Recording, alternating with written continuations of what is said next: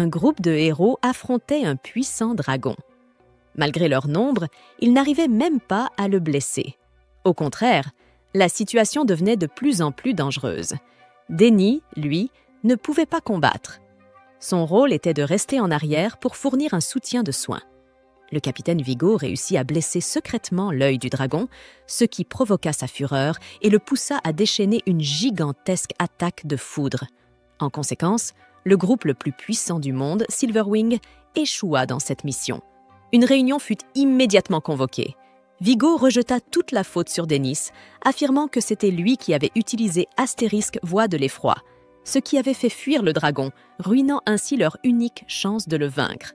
Furieux, Dennis répliqua « C'est toi qui m'as ordonné de l'utiliser !» Mais Vigo nia avoir donné un tel ordre. L'objectif de la mission était de vaincre le dragon des cavernes et de récupérer ses composants rares, mais le dragon était devenu subitement incontrôlable, mettant tout le monde en danger.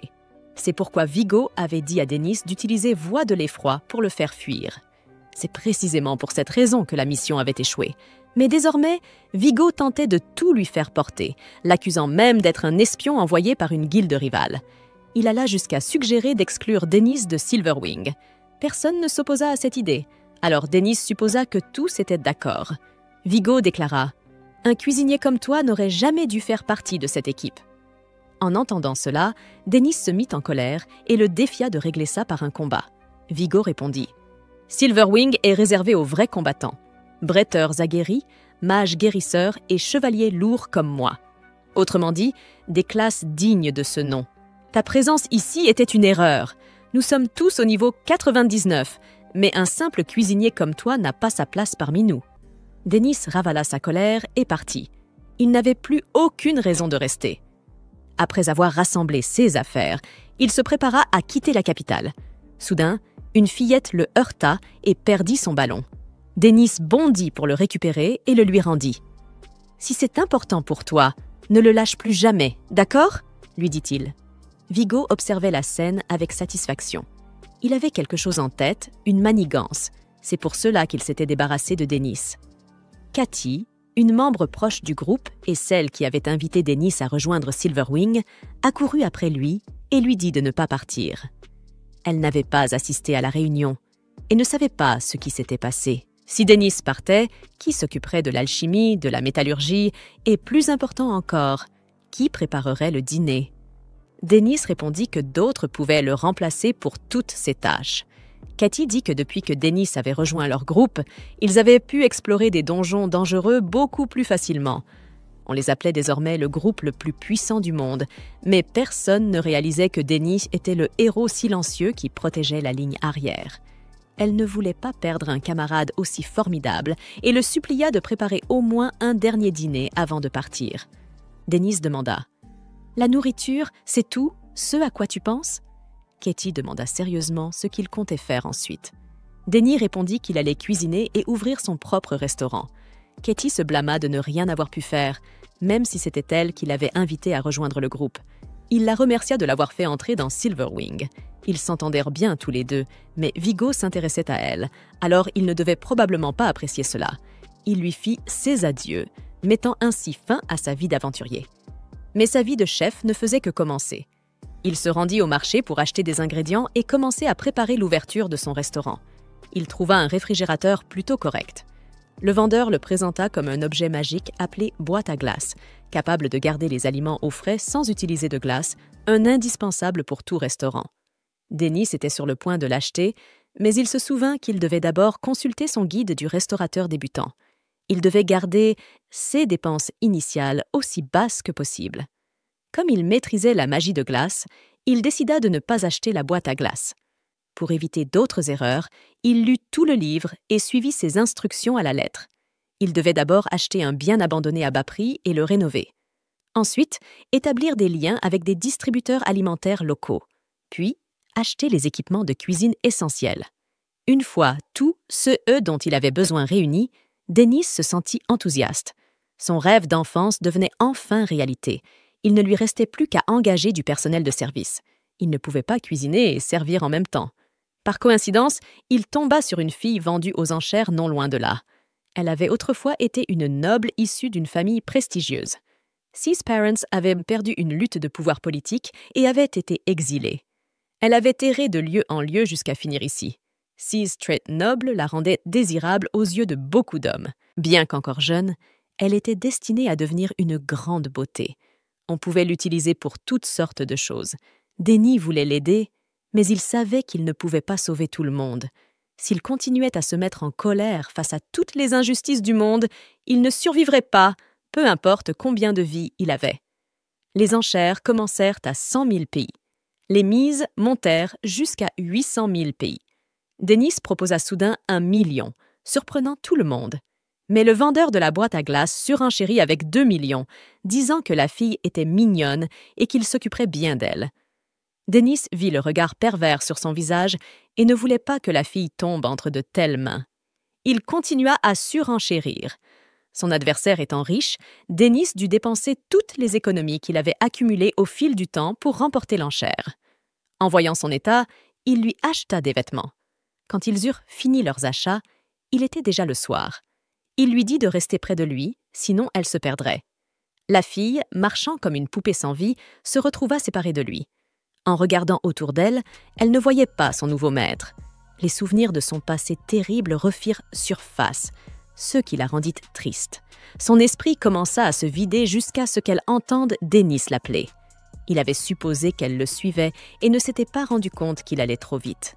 Il s'excusa d'avoir marché si vite. Elle lui demanda pourquoi il l'avait acheté. Il répondit qu'il n'y avait pas de raison particulière. Il s'était juste souvenu de quelque chose du passé. Il lui demanda son nom. Elle se présenta sous le nom d'atelier et l'appela Dennis Sama, ce qui le mit un peu mal à l'aise. Il lui dit qu'elle pouvait se passer des honorifiques inutiles. Atelier, si elle voulait rester, elle pouvait vivre à l'étage, ou bien partir si elle le souhaitait. Cela surprit Atelier. À ce moment-là, son ventre gargouilla de faim, donc le meilleur choix était de rester. Denny lui prépara un plat simple, du riz frit aux œufs. Les ingrédients étaient variés, mais il choisit le bœuf comme source de protéines. Après avoir ajouté les œufs et le riz, il commença à mélanger, puis incorpora le bœuf et les oignons. Observer Dennis cuisiner apporta à Atelier un apaisement qu'elle n'avait jamais ressenti auparavant. Toutes ses inquiétudes disparurent. Lorsqu'il termina, il lui servit le plat. Dès la première bouchée, les saveurs la submergèrent. Elle n'avait jamais mangé quelque chose d'aussi délicieux, et des larmes de bonheur coulèrent le long de ses joues. Elle avait dû beaucoup souffrir. Dennis ne savait pas ce qu'elle avait traversé, et si elle ne voulait pas en parler, il ne poserait pas de questions. Elle finit par s'étouffer à force de manger trop vite. Le lendemain, Atelier aida Dennis de son plein gré. Puisqu'elle avait choisi de rester, Dennis lui acheta une autre tenue plus adaptée au travail. En plus d'aider à nettoyer le restaurant, elle aidait aussi Denny à évaluer ses plats. Tous deux se rapprochèrent peu à peu. Même si elle ne parlait pas beaucoup, elle commença à exprimer ses émotions à travers des sourires. Après quelques jours, ils terminèrent l'aménagement intérieur du restaurant. Denny était aux anges. Son métier de rêve était sur le point de commencer. De l'extérieur, le restaurant semblait simple, mais à l'intérieur, il était propre et magnifique. Le restaurant à thème aventurier était désormais ouvert. Atelier serait le visage du restaurant pour attirer les clients. Même s'il n'avait pas encore eu le moindre client, elle paraissait très enthousiaste. En repensant à toutes ces préparations, Dennis se sentait fier. Il se demandait qui serait le premier client. Il était certain de rendre n'importe qui accro à sa cuisine dès la première bouchée. Mais surtout, il devait gagner de l'argent. Il n'en avait plus du tout. À ce moment-là, un invité en armure entra. En entendant cela, la cliente répondit qu'elle ne pouvait pas se permettre un tel repas. Mais Denny insista.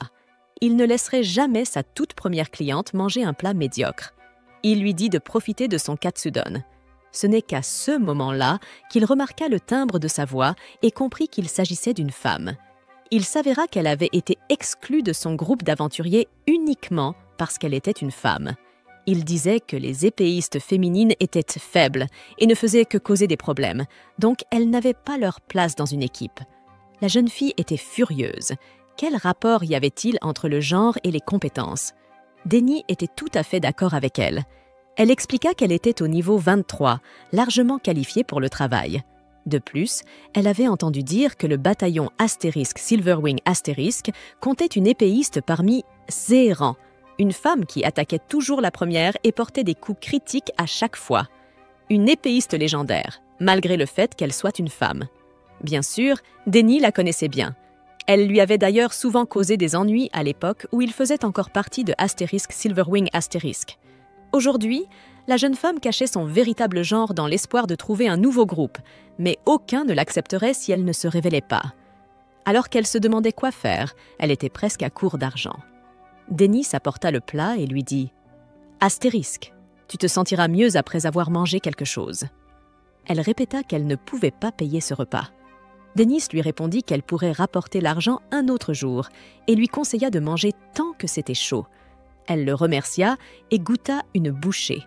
C'était si bon qu'elle n'arrivait plus à s'arrêter. Elle déclara qu'elle n'avait jamais mangé quelque chose d'aussi délicieux de toute sa vie. Denny était heureux qu'elle se régale et espérait qu'elle deviendrait une cliente régulière. Elle promit de venir chaque jour dans son restaurant, mais d'abord, elle devait trouver un groupe et gagner un peu d'argent. Denny lui dit qu'il demanderait à d'autres clients s'ils avaient besoin d'une épéiste. À ces mots, la jeune fille fut remplie de joie. Comme il serait difficile de rester en contact autrement, Denny lui conseilla de repasser souvent au restaurant pour avoir des nouvelles. Plus tard, d'autres clients firent des commentaires. La nourriture était si bonne qu'elle leur donnait envie de pleurer. Ils se demandaient « Mais quel genre de restaurant est-ce que c'est ?» Ils furent également ravis par la présence d'une jeune serveuse adorable, la comparant à une petite mascotte trop mignonne. Alors qu'ils cuisinaient, Denny surprit un groupe d'aventuriers en train de discuter d'une prochaine expédition dans un donjon. Il leur demanda s'ils avaient besoin d'une épéiste. Il voulait leur présenter une bretteuse talentueuse et très mignonne. Ils ne refusèrent pas. Ils cherchaient justement un épéiste. Ce soir-là, la jeune fille revint et Denny, tout joyeux, lui annonça qu'il avait trouvé un groupe pour elle. Elle lui promit de le rembourser dès qu'elle recevrait sa première récompense. Cependant, Denny la mit en garde. Il ne connaissait rien de ce groupe. Mais elle répondit que ce n'était pas grave. Astérisque, si on s'inquiète du moindre détail, on ne pourra jamais rien faire. Elle mangea le repas préparé par Denny avec un air ravi, se promettant de gagner beaucoup d'argent pour le rembourser. Elle termina son plat, le ventre plein, et s'en alla. C'étaient probablement les derniers clients de la journée. Une ouverture exceptionnelle pour le restaurant. Pendant que 2 autres clients mangeaient, ils discutèrent des nouvelles récentes. Il paraîtrait qu'un groupe recrute des aventurières en solo, pour ensuite les agresser dans les profondeurs du donjon. Ils les emmènent si loin qu'elles ne peuvent plus retrouver la sortie toutes seules. Puis, après avoir abusé d'elles, ils les abandonnent là-bas. Après quelques fois, ils changent de ville pour recommencer ailleurs. Denny fut profondément inquiet en entendant cela. Le lendemain matin, la jeune fille, Henrietta, rencontra le groupe que Denny lui avait recommandé. Ils se présentèrent à elle. Steele, un épéiste léger. Marmuk, un soigneur. Handok, un archer. Caritoba, un mage. Steele était le chef nominal, mais il ne fonctionnait pas selon des rangs. Ils lui dirent de se détendre. Ils expliquèrent qu'il s'agissait simplement d'une mission de collecte. Entrer dans le donjon, ramasser quelques objets, puis sortir. Ils ne précisèrent pas ce qu'ils allaient ramasser, disant qu'ils expliqueraient cela une fois à l'intérieur. Henrietta ne voulut pas poser trop de questions, de peur de créer des tensions, alors elle se contenta de suivre le groupe. Elle élimina les monstres d'un seul coup, démontrant toute la puissance d'une épéiste lourde, ce qui les rassura. Pour la première fois, elle avait l'impression qu'un groupe lui faisait vraiment confiance. Elle, qu'on avait toujours sous-estimée parce qu'elle était une femme. Elle se dit qu'elle se sentirait bien avec ce groupe. Ils s'enfoncèrent plus profondément dans le donjon et rencontrèrent un golem qu'elle vainquit également seule. Elle continua à éliminer les monstres pendant que ses coéquipiers restaient là, à la regarder sans intervenir. Finalement, elle fut épuisée, au point de ne plus pouvoir marcher. Elle demanda combien de temps il restait, car ils étaient déjà très loin à l'intérieur. Steele lui répondit « On y est presque. Encore un petit effort. » Ils l'emmenèrent dans une salle remplie de cristaux bleus lumineux, appelés cristaux de mémoire. C'était cela qu'ils étaient venus chercher. Henrietta était tellement exténuée qu'elle ne pouvait même plus se tenir debout. Steele dit à Marmok de lancer un sort de soin, Mais ce fut en réalité un sort d'étourdissement. Ils se moquèrent d'elle, la traitant d'idiote. On l'a juste un peu flattée, et la voilà déjà qui prend la grosse tête. Ils dirent qu'ils la relâcheraient après qu'elle leur aurait servi pendant 1 heure. Ils la réétourdiraient ensuite, et avec un peu de chance, quelqu'un viendrait peut-être la sauver. Henrietta regretta amèrement de ne pas avoir écouté l'avertissement de Dennis. « Si seulement j'avais été plus prudente dès le départ, » pensa-t-elle, « j'aurais peut-être remarqué que quelque chose clochait. » Elle appela à l'aide, désespérée, mais ils lui répondirent « Personne ne t'entendra ici. » Alors qu'il commençait à lui retirer son armure, un bruit retentit. Un homme musclé, tenant 2 couteaux de cuisine, apparut. Ils crurent que c'était un monstre. Quel aventurier entrerait dans un donjon armé de couteaux de cuisine? Ils n'avaient jamais vu un monstre pareil. Steele demanda à Kalitoba de lancer un sort de détection pour identifier son point faible, mais cela ne fonctionna pas. Le niveau de la créature était bien trop élevé, le sort ne pouvait pas l'analyser. Le monstre les attaqua, les terrorisant au point qu'ils ne purent même pas fuir. Henrietta remarqua alors la manière étrange dont l'homme se déplaçait, comme un chef cuisinier professionnel. Le lendemain, elle retourna au restaurant de Denny et lui raconta tout. Un homme musclé l'avait sauvée, et quand elle s'était réveillée, elle se trouvait dans le salon de la Guilde des aventuriers. Elle n'avait même pas eu l'occasion de remercier cet homme mystérieux aux 2 couteaux de cuisine. Denny comprit à quel point cette expérience avait été terrible pour elle. Elle ajouta que les hommes qui l'avaient agressée avaient été retrouvés inconscients, attachés avec des cordes et laissés à l'entrée du donjon. La Guilde avait ouvert une enquête et découvert qu'ils faisaient tous partie d'un groupe criminel, tous recherchés par les autorités. Elle déclara que tout cela lui semblait irréel, comme un rêve, mais que c'était une leçon. Elle devait faire bien plus attention avant de rejoindre un groupe. Dennis admit que c'était en partie sa faute. Il aurait dû se renseigner davantage sur eux. Henrietta lui dit de ne pas se blâmer. Il essayait seulement de l'aider. Il lui demanda ce qu'elle voulait manger aujourd'hui, mais elle répondit qu'elle n'avait pas d'argent. Il lui dit que ce n'était pas grave, qu'elle pouvait commander ce qu'elle voulait. 2 autres clientes habituées arrivèrent à ce moment-là. Denny leur demanda d'aller chercher leur propre eau, car Atelier était en train de dîner. En attendant leur repas, les 2 filles lui demandèrent « Pourquoi tu n'étais pas ouvert hier ?» Il s'excusa, expliquant qu'il avait eu quelque chose à régler. Pendant ce temps, Henrietta commença à remarquer la carrure de Denny, ses muscles, et soupçonna doucement qu'il était en réalité celui qui l'avait sauvé la veille. Le lendemain, de retour au restaurant, Henrietta tente une nouvelle fois d'attirer l'attention du propriétaire pour discuter un peu, mais il est tellement absorbé par son travail qu'il la coupe presque, juste pour lui demander ce qu'elle va prendre aujourd'hui. Après quelques secondes de réflexion, la chevalière commande les ramen du sorcier. Ce n'est qu'après avoir pris sa commande que le cuisinier laisse paraître qu'il l'avait bel et bien écoutée. Henrietta voulait savoir si elle devait recommencer à cacher son genre lors de ses prochaines aventures.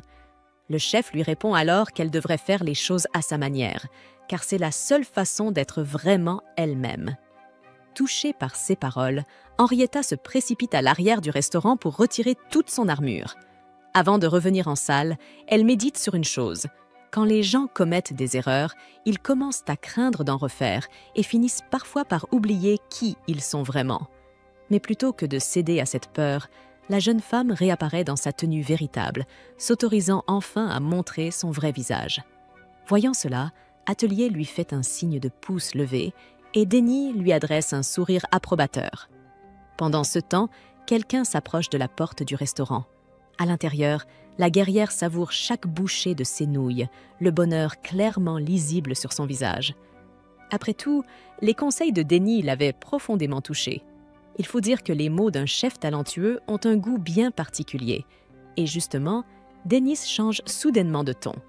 Puisqu'elle a réussi à tout dévorer, il veut savoir si elle compte rejoindre une nouvelle équipe et reprendre les missions. Henrietta tente d'esquiver la question, alors le chef devient plus direct, évoquant la note qu'elle lui doit.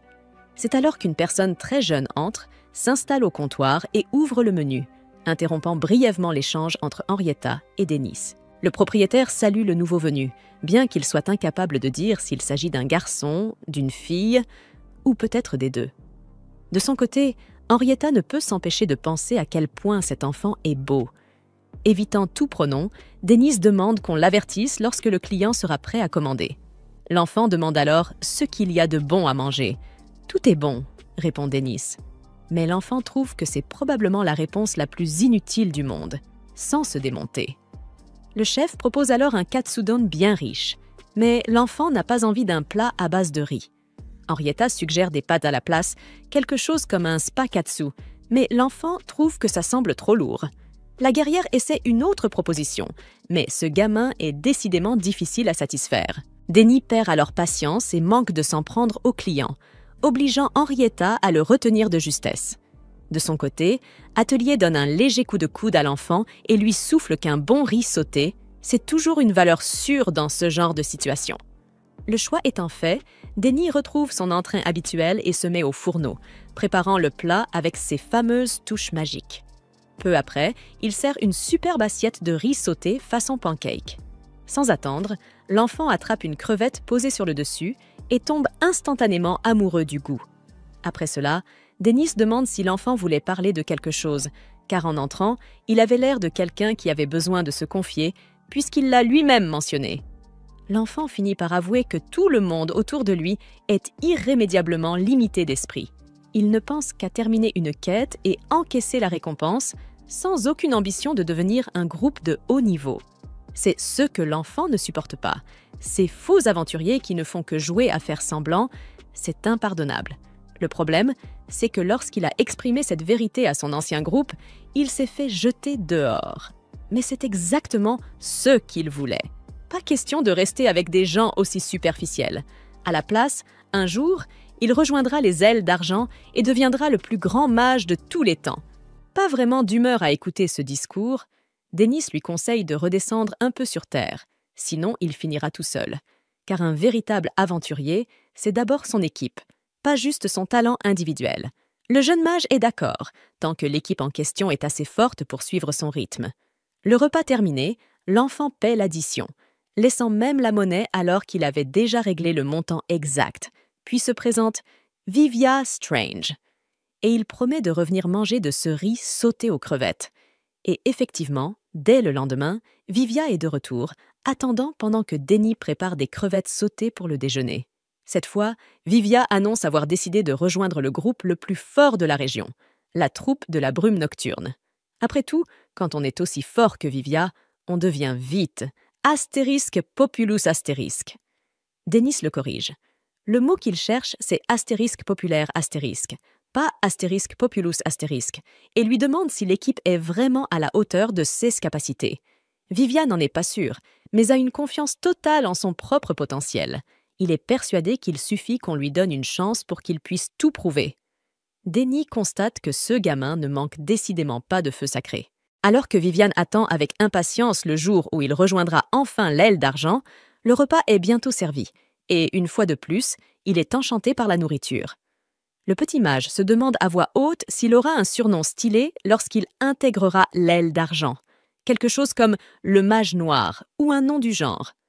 Dennis pense en lui-même qu'il est bien plus probable qu'on appelle ce petit gars le garçon au riz sauté, mais même si Viviane est égocentrique, le chef admire sa volonté de s'améliorer du moment qu'il trouve une équipe fiable avec laquelle progresser. Un jour, ce gamin deviendra un aventurier digne de confiance. Denny lui demande quand aura lieu sa première mission avec sa nouvelle équipe, et Viviane explique que demain, ils iront récolter des matériaux rares de synthèse au 5e étage du donjon. Un peu inquiet, Denny utilise sa capacité d'analyse et découvre que Viviane est au niveau 17, ce qui est vraiment élevé pour quelqu'un de son âge, mais le niveau recommandé pour accéder au 5e étage est d'au moins 30. Gardant cela à l'esprit, Dennis lui demande si ce n'est pas un peu profond pour lui, mais Viviane est certain que tout se passera bien, surtout puisque les membres d'élite seront là pour le soutenir. En entendant cela, Dennis pense que le gamin a probablement lu des choses sur des sorts avancés et croit maintenant pouvoir les utiliser en vrai combat. D'après le chef, le niveau d'une personne est essentiellement une mesure du nombre et de la qualité des compétences qu'elle a acquises. La raison pour laquelle les statistiques de base augmentent à chaque niveau, c'est parce que les compétences déjà maîtrisées deviennent plus pointues et elles sont presque toujours actives. Donc, si Viviane a réellement maîtrisé plusieurs compétences avancées, C'est étrange que son niveau n'ait pas augmenté en conséquence. Avec cela en tête, Denny essaie de faire voir au mage ses propres limites. Mais Viviane insiste sur le fait que le chef ne pourrait jamais comprendre ce que ça fait d'entrer dans un donjon. C'est un sentiment que seuls les aventuriers peuvent connaître. Mais Denny se rappelle très bien de la dernière fois où il a atteint le 37e étage. Quoi qu'il en soit, Viviane paie son déjeuner et dit à Dennis que tout ira bien. Il le prévient aussi à l'avance que la prochaine fois, il commandera du riz sauté au crabe. Le lendemain, alors que Dennis marche dans le marché de rue avec Atelier, il ne peut s'empêcher de s'inquiéter pour Viviane, qui est probablement au 5e étage du donjon en ce moment même. Dennis aimerait arrêter ce gamin, mais il sait que dans le monde des aventuriers... Alors que Viviane attend avec impatience le jour où il rejoindra enfin l'aile d'argent, le repas est bientôt servi, et une fois de plus, il est enchanté par la nourriture. Le petit mage se demande à voix haute s'il aura un surnom stylé lorsqu'il intégrera l'aile d'argent, quelque chose comme le mage noir ou un nom du genre. Dennis pense en lui-même qu'il est bien plus probable qu'on appelle ce petit gars le garçon au riz sauté, mais même si Viviane est égocentrique, le chef admire sa volonté de s'améliorer du moment qu'il trouve une équipe fiable avec laquelle progresser. Un jour, ce gamin deviendra un aventurier digne de confiance. Denny lui demande quand aura lieu sa première mission avec sa nouvelle équipe, et Viviane explique que demain, ils iront récolter des matériaux rares de synthèse au 5e étage du donjon. Un peu inquiet, Denny utilise sa capacité d'analyse et découvre que Viviane est au niveau 17, ce qui est vraiment élevé pour quelqu'un de son âge, mais le niveau recommandé pour accéder au 5e étage est d'au moins 30. Gardant cela à l'esprit, Dennis lui demande si ce n'est pas un peu profond pour lui, mais Viviane est certain que tout se passera bien, surtout puisque les membres d'élite seront là pour le soutenir. En entendant cela, Dennis pense que le gamin a probablement lu des choses sur des sorts avancés et croit maintenant pouvoir les utiliser en vrai combat. D'après le chef, le niveau d'une personne est essentiellement une mesure du nombre et de la qualité des compétences qu'elle a acquises. La raison pour laquelle les statistiques de base augmentent à chaque niveau, c'est parce que les compétences déjà maîtrisées deviennent plus pointues et elles sont presque toujours actives. Donc, si Viviane a réellement maîtrisé plusieurs compétences avancées, c'est étrange que son niveau n'ait pas augmenté en conséquence. Avec cela en tête, Denny essaie de faire voir au mage ses propres limites. Mais Viviane insiste sur le fait que le chef ne pourrait jamais comprendre ce que ça fait d'entrer dans un donjon. C'est un sentiment que seuls les aventuriers peuvent connaître, mais Dennis se rappelle très bien de la dernière fois où il a atteint le 37e étage. Quoi qu'il en soit, Viviane paie son déjeuner et dit à Dennis que tout ira bien. Il le prévient aussi à l'avance que la prochaine fois, il commandera du riz sauté au crabe. Le lendemain, alors que Dennis marche dans le marché de rue avec Atelier, il ne peut s'empêcher de s'inquiéter pour Viviane, qui est probablement au 5e étage du donjon en ce moment même. Dennis aimerait arrêter ce gamin, mais il sait que dans le monde des aventuriers, toujours en train de causer des problèmes à ses coéquipiers. Prenant son courage à deux mains, Vivia admet qu'il ne sera pas secouru non plus, et que, peut-être, il s'est un peu trop surestimé. Peu importe le groupe dans lequel il se trouve, il provoque toujours des ennuis à cause de son affreux caractère. Les deux trouvent du réconfort dans la similitude de leur situation et ainsi, un lien se tisse naturellement entre eux. Pendant ce temps, devant le restaurant, Atelier balaie le trottoir. Dans le donjon, les gobelins semblent revenir, causant leur vacarme habituel. Face au danger, Vivia élabore un plan. Il va servir d'appât pour attirer les créatures afin de donner à Cynthia une chance de s'échapper. Cynthia est complètement contre cette idée, disant que ce serait insensé qu'il se sacrifie. Mais Vivia insiste. Il ne serait même pas en vie si ce n'était pas pour elle. Pour la première fois de sa vie, Vivia Strange est prêt à mourir pour quelqu'un d'autre. Il a passé toute sa vie à être égoïste, à mépriser les autres, à se croire supérieur à tout le monde. Mais Cynthia l'a sauvé, elle l'a réconforté. Et maintenant, de tout son cœur, il veut simplement qu'elle s'en sorte vivante. Cynthia le supplie d'attendre les secours, mais Vivia a déjà pris sa décision. Il se sacrifiera pour la sauver. Alors, le jeune mage rassemble son courage et toute sa force pour la suite. Il sort du trou dans le mur et fait face aux gobelins, déterminé à tout donner pour offrir une chance à Cynthia.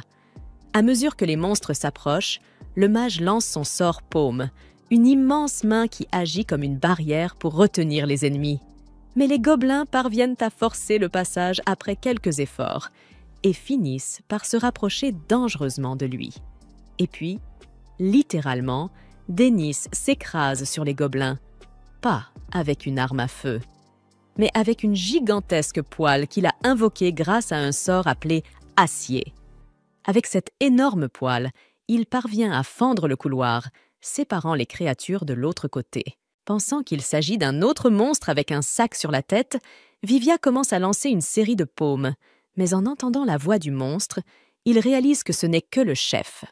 Denny enlève le sac, frappe Vivia sur la tête pour avoir fait quelque chose d'aussi insensé, et lui dit qu'il est temps de partir.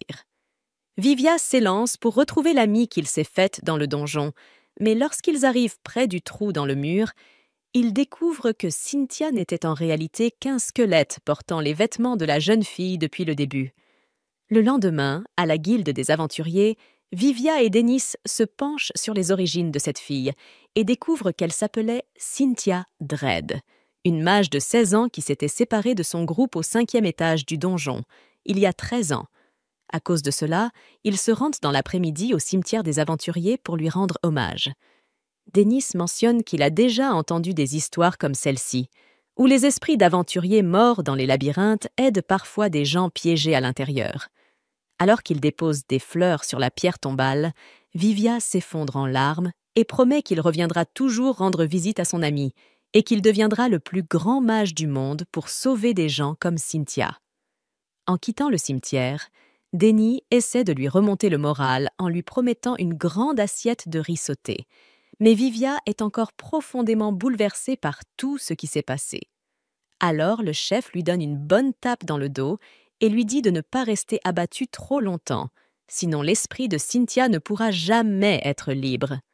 Agacé, Vivia lui répond qu'il le sait déjà, mais qu'il veut juste se permettre d'être triste, au moins un petit moment.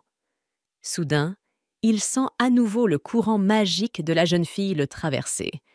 Vivia se dit que, dans le passé, quand les gens vivaient quelque chose de mystérieux, ils appelaient ça de la magie. Et si c'est vrai, alors Cynthia Dread était bel et bien une mage.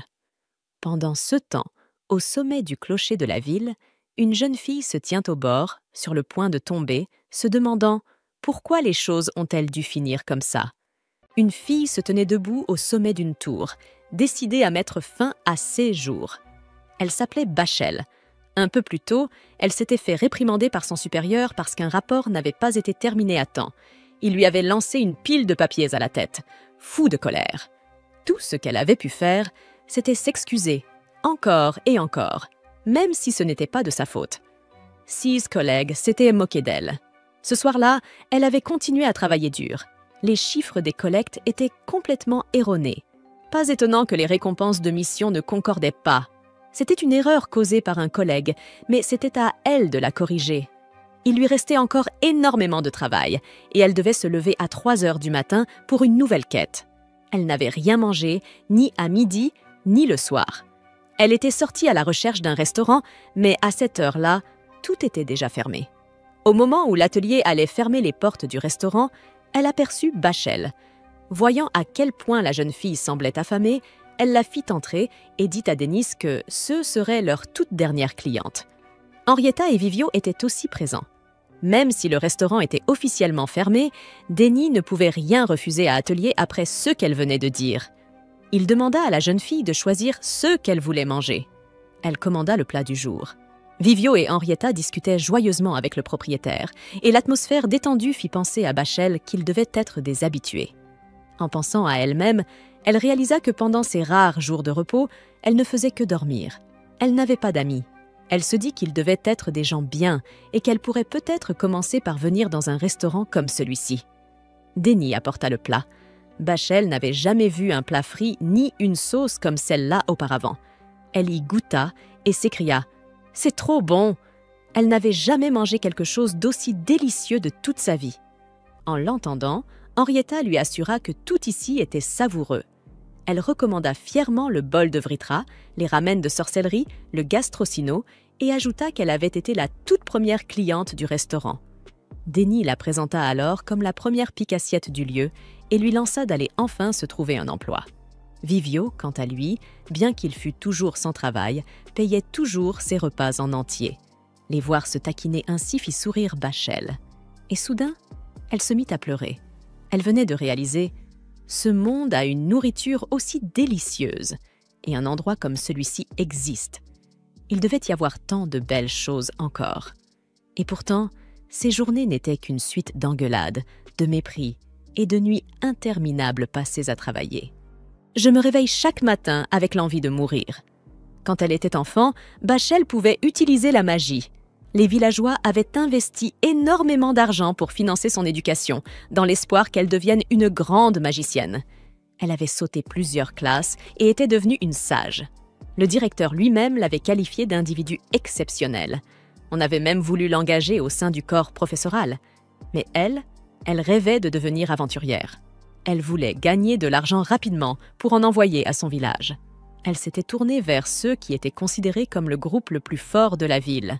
Vivia réalisa alors qu'elle faisait partie de la troupe de la brume nocturne, le même groupe qui l'avait jadis abandonnée à la mort. Il ne l'avait vue qu'une seule fois, mais quelque chose l'avait troublée dès le départ. Lui et Henrietta voulaient que Denny aide cette fille. Denny leur était reconnaissant de lui accorder tant de confiance, mais il n'était qu'un restaurateur. Il pouvait nourrir les gens, rien de plus. Au final, elle devrait affronter ses douleurs seule. Bachel avait passé d'innombrables nuits blanches à cause du stress. Elle était épuisée, mais si elle ne se levait pas, elle allait encore être en retard. Et lorsqu'elle arrivait en retard, ses aînés la réprimandaient sévèrement. Un jour, lors d'une exploration de donjon, elle sauva un de SS Senpai. Mais au lieu de lui être reconnaissant, il la repoussa violemment. Ils l'accusèrent de l'avoir humiliée, affirmant qu'il aurait pu s'en sortir tout seul. Ils l'accusèrent même d'essayer de s'approprier les mérites du groupe. Bachel se contenta de s'incliner et de s'excuser, tandis que les insultes pleuvaient autour d'elle. Un jour, alors que Vivia et Henrietta prenaient un repas à l'extérieur, ils virent Bachel dans la rue, l'air complètement abattu. Ils la suivirent jusqu'en haut d'une tour. Bachel se demandait comment les choses avaient pu en arriver là. Pour elle, peut-être que vivre n'a plus de sens. Et elle sauta. Henrietta n'hésita pas une seconde.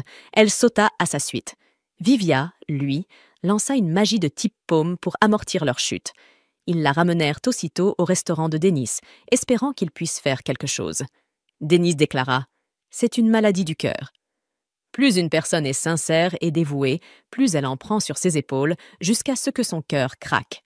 Vivia plaisanta. Une maladie dont Henrietta-san n'aura jamais à se soucier, visiblement. Henrietta, vexée, menaça de faire la liste complète de ses défauts. Denny les regarda en souriant. Ces deux-là s'entendent drôlement bien. Mais revenons à l'essentiel. Pour aider Bachel, la seule chose qu'il pouvait faire, c'était de la laisser se reposer. Longuement, Denny déclara qu'il allait parler à la troupe de la brume nocturne. Quelques membres de la troupe arrivèrent peu après au restaurant, ayant entendu dire qu'un des leurs s'y trouvait. Parmi eux se trouvait Hopper, le capitaine de la troupe. Denny remarqua qu'il était de niveau 51, un niveau impressionnant pour un aventurier ordinaire. Pas étonnant qu'il soit considéré comme le groupe le plus fort de la ville. Denny s'adressa à lui directement. « Bachel se repose ici. Elle n'est pas en état de travailler pour vous. J'espérais que vous accepteriez de la libérer de votre groupe pour qu'elle puisse recevoir des soins. » Mais Hopper refusa aussitôt. « Ce serait un problème pour notre groupe. » Il sortit alors le contrat de Bachel et le tendit à Dennis. Celui-ci le lut et en fut horrifié. « Ce contrat est une horreur. On ne devrait jamais confier une telle charge de travail à une seule personne. » Hopper haussa les épaules. « C'est comme ça qu'on fonctionne, tu vois ?» Denny, furieux, répliqua. « Vous l'épuisez jusqu'à la moelle. Vous comptez la presser jusqu'à la dernière goutte. Une troupe d'aventuriers ? Ne me fais pas rire. Vous êtes juste une bande d'escrocs sans foi ni loi. » Hopper le prévint. « Ici, c'est notre territoire. Et ça veut dire qu'on fait la loi. Alors si tu ne veux pas d'ennui, rends-nous Bachel. C'est la dernière fois que je te le demande gentiment. » Pendant ce temps, Bachel, les yeux pleins de larmes, demanda « Pourquoi vous ne m'avez pas laissé mourir ? Quelqu'un comme moi ne mérite pas de vivre. » Atelier lui répondit calmement « Mourir, c'est quelque chose que tu es libre de faire. » Elle lui expliqua qu'elle aussi, un jour, avait songé à la mort. On lui avait tout pris. Elle avait été bannie, puis vendue comme esclave. C'est à ce moment-là que la mort lui avait semblé douce. Mais elle n'est pas morte. Et un jour, quelque chose de bon est arrivé. Et cela a tout changé. Elle dit à Bachel, « Commence par manger un bon repas. Tu décideras ensuite. Si tu veux toujours mourir après ça, alors peut-être qu'il n'y a pas d'autre issue. Mais moi, je préférerais que tu continues à vivre. C'est ce que je pense. » Dennis intervint avec ironie. « Tu parles comme si t'étais quelqu'un d'important. Tu te prends pour un roi ou quoi ?» Hopper approuva. « C'est la vérité. Dans chaque ville donjon, c'est le groupe le plus fort qui détient le vrai pouvoir. Regarde le bataillon des ailes d'argent. Ils ont des clients parmi la royauté et la haute noblesse. Nous, on contrôle juste cette petite ville. Mais tu sais quoi? C'est un trou perdu. Un endroit pareil, ça doit bien cramer. Et un vieux resto tout miteux comme le tien, je doute que qui que ce soit le remarque s'il partait en fumée. » La tension était à son comble, quand soudain, Cathy entra. Elle les trouva, sourit et fit une remarque. « Ce restaurant a quelque chose de simple et chaleureux. Il a ce charme du quotidien. » Denny lui dit qu'il était en pleine discussion importante et lui demanda de revenir plus tard. Mais Katie refusa. « J'ai fait tout ce chemin depuis la capitale royale, alors au minimum, je veux un bon repas. » Hopper fronça les sourcils. « Mais c'est qui, cette fille ?» Puis, il la remarqua vraiment. Cette armure écarlate reconnaissable entre mille, ces deux épées rouges, cette chevelure semblable à des flammes et cette broderie, c'était elle. La célèbre épée cramoisie, vice-capitaine du bataillon des ailes d'argent. Il se demanda aussitôt quel est le lien entre elle et ce cuisinier. Revenant à l'essentiel, Denny reprit la parole. « Je ne veux pas en venir aux mains. N'y aurait-il vraiment aucun moyen que tu laisses Bachel quitter votre groupe ?» Mais leur échange fut de nouveau interrompu par Cathy, qui venait d'enlacer Viviane. « Quelle adorable petite fille !» s'exclama-t-elle. Dennis précisa aussitôt. « Viviane est un garçon. » Viviane, un peu rouge, lui demanda. « Vous êtes bien Cathy San, la vice-capitaine du bataillon des ailes d'argent? Quel est votre lien avec Dennis San ?» Cathy répondit, le ton joyeux et léger. « Dennis était un membre du bataillon. C'était, en quelque sorte, mon partenaire. » Un silence stupéfait tomba dans la pièce. Tout le monde était choqué. Hopper, lui, commença à paniquer intérieurement. Il s'était opposé à un ancien membre du plus puissant groupe d'aventuriers du royaume. Sans hésiter, il ordonna à ses hommes de brûler le contrat de Bachel sur le champ. Elle était libre de quitter la troupe. « Fin de la discussion », dit-il avant de s'éclipser rapidement avec toute sa bande. Dennis, soulagé, déclara « Au moins, ça s'est terminé sans heurts. » Katie, en voyant cette bande de malotrus, fronça les sourcils. « Des gens pareils n'ont rien à faire dans le royaume. Je ne veux plus les y voir. » Denny, moqueur, répondit « Ne prends pas la grosse tête, même si, oui, tu es probablement capable de faire en sorte qu'ils disparaissent. » Katie fit la moue. « T'es toujours aussi rabat-joie. Mais j'aime bien ça chez toi. » Denny soupira. « Bon, qu'est-ce que tu veux manger ?» Atelier arriva alors, accompagné de Bachel, qui se sentait un peu mieux. Elle commanda le plat du jour. Katie, curieuse, dit qu'elle prendrait la même chose. Denny leur servit leurs assiettes. Katie goûta, les yeux brillants de bonheur. « C'est divin. » Bachel, elle aussi, prit une bouchée. Ses yeux s'ouvrirent en grand. C'était incroyablement bon. Elle regarda Dennis, le cœur un peu plus léger, et dit « Merci. C'était vraiment un repas merveilleux. » Après son retour, Katie arrive à la base de Silverwing, où elle et ses coéquipiers chuchotent à propos de la mauvaise humeur du capitaine Vigo et de la dégradation constante des missions du groupe. Perdue dans ses pensées, elle ne fait pas attention et bouscule accidentellement le capitaine lui-même. Vigo jette un regard froid aux bavards et les envoie immédiatement en mission pour la journée, avant de se tourner vers Cathy. Il lui glisse qu'il a entendu dire qu'elle était allée voir Dennis. Katie répond qu'il lui manquait tout simplement la cuisine de son ami. Il n'y a que peu de choses dans ce monde qu'elle apprécie plus qu'un de ses repas. En réalité, c'était peut-être un peu de nostalgie. Mais en goûtant le plat de la veille, elle a été tellement heureuse qu'elle a invité le chef à revenir à Silverwing. Selon elle, toute l'équipe est au bord de l'effondrement depuis le départ de Dennis. Mais lui n'en a aucune envie. Il n'a pas l'intention de revenir. Katie insiste. Dennis était la colonne vertébrale de l'équipe de soutien et maintenant qu'il est parti, les membres qui dépendaient de lui deviennent de plus en plus irrités par Viggo, qui n'a rien fait pour combler ce vide. Mais Dennis reste ferme. C'est sa vie maintenant. Certes, ses clients sont parfois un peu bizarres, mais il est heureux. Il aime ce restaurant et il ne compte pas retourner dans cette équipe stressante de sitôt. À ses yeux, il est un cuisinier, pas un aventurier. De son côté, Viggo met aussi les choses au clair. Il ne veut pas que Dennis revienne dans l'équipe. En réalité, il ordonne même à Katie de rester loin de lui, visiblement contrariée. Katie ne comprend pas comment les choses ont pu en arriver là, mais le capitaine ne dira plus un mot. Il met fin à la conversation, sèchement. Pendant ce temps, le restaurant de Denny est littéralement bondé. Les clients s'y pressent, mettant sa vitesse de préparation à rude épreuve. Il doit enchaîner les bols de ramen infusés de magie et les Hajin yakisoba aux pancakes pour tout le monde. Atelier, de son côté, prouve qu'elle ne chôme pas. Elle prend toutes les commandes en courant dans tous les sens. Vivia fait remarquer que le restaurant connaît enfin un vrai succès et Henrietta confirme qu'il est difficile de résister à la cuisine du chef. Soudain, la mage se fait servir par Bakel et est surprise de la voir travailler ici. Désormais, elle vivra ici et donnera un coup de main au restaurant. Elle est reconnaissante envers ses amis qui ont continué à venir la voir quand elle n'allait pas bien. Vivia est heureuse pour elle, mais lui rappelle qu'elle ne doit pas trop forcer non plus. Gênée, Bachel avoue qu'elle ne se sent à l'aise que lorsqu'elle travaille. Et puis, sa petite compagne futée, Atelier, est toujours à ses côtés, quoi qu'il arrive. Denny arrive à ce moment-là et déclare que toutes les deux forment une sacrée équipe, ce que Henrietta approuve de tout cœur. Mais il n'est pas là juste pour discuter. Il est venu servir à ses clientes les plus fidèles et chères amies quelques-uns de ses plats à base de crevettes. Dès la première bouchée, leur réaction est exactement celle qu'on pourrait attendre. Henrietta se met presque à vénérer les crevettes comme des divinités et comprend sans mal pourquoi le restaurant est bondé en ce moment. Elle est même fière d'être une habituée. Mais Dennis la corrige aussitôt. Elle n'est pas une habituée. Elle squatte, tout simplement. Une remarque qui brise net son air de petite arnaqueuse. Vivia est choquée d'apprendre que son amie n'a toujours pas remboursé le chef.